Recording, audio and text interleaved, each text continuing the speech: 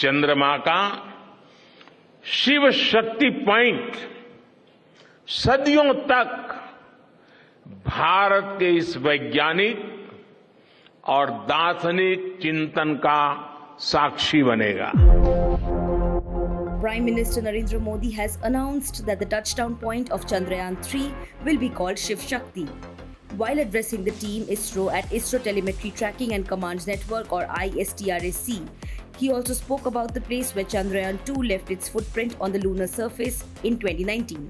He said that the crash-landed site will be known as Tiranga Point. The Prime Minister also announced that August 23rd, the day the Chandrayaan-3 lander touched down on the lunar surface, would be celebrated as National Space Day. जिस स्थान पर चंद्रयान-3 का moon lander उतरा है, अब उस point को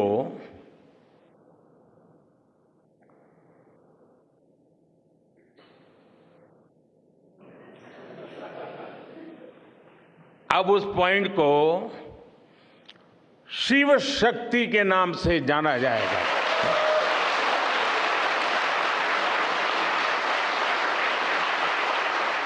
चंद्रमा के जिस स्थान पर चंद्रयान-2 ने अपने पदचिन्ह छोड़े हैं, वो पॉइंट अब तिरंगा कहलाएगा।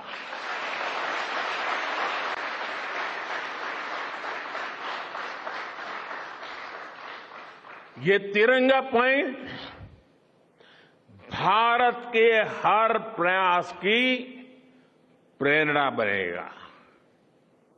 ये तिरंगा पॉइंट हमें सीख देगा कि कोई भी विफलता आखिरी नहीं होती। अगर दृढ़ इच्छा शक्ति हो तो सफलता मिलकर के ही रहती है। निर्माण से प्रलय तक पूरी सृष्टि का आधार नारी शक्ति ही है।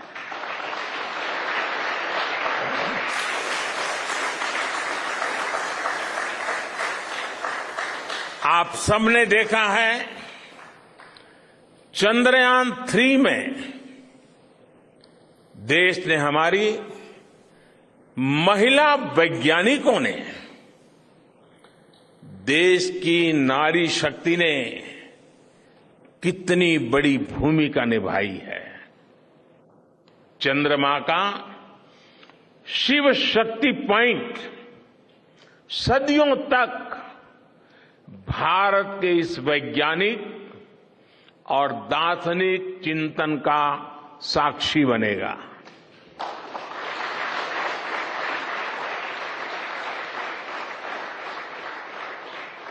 ये शिव शक्ति पॉइंट आने वाली पीढ़ियों को प्रेरणा देगा कि हमें विज्ञान का उपयोग मानवता के कल्याण के लिए ही करना है। मानवता का कल्याण, यही हमारा सुप्रीम कमिटमेंट है। PM Modi flew down directly to Bengaluru from the Greek capital of Athens to interact with ISRO scientists on the successful Chandrayaan-3 mission. The Indian Premier spoke at the ISRO Telemetry Tracking and Command Network Mission Control Complex. After reaching the ISRO office, PM Modi hugged ISRO Chief S. Somnath and greeted other scientists.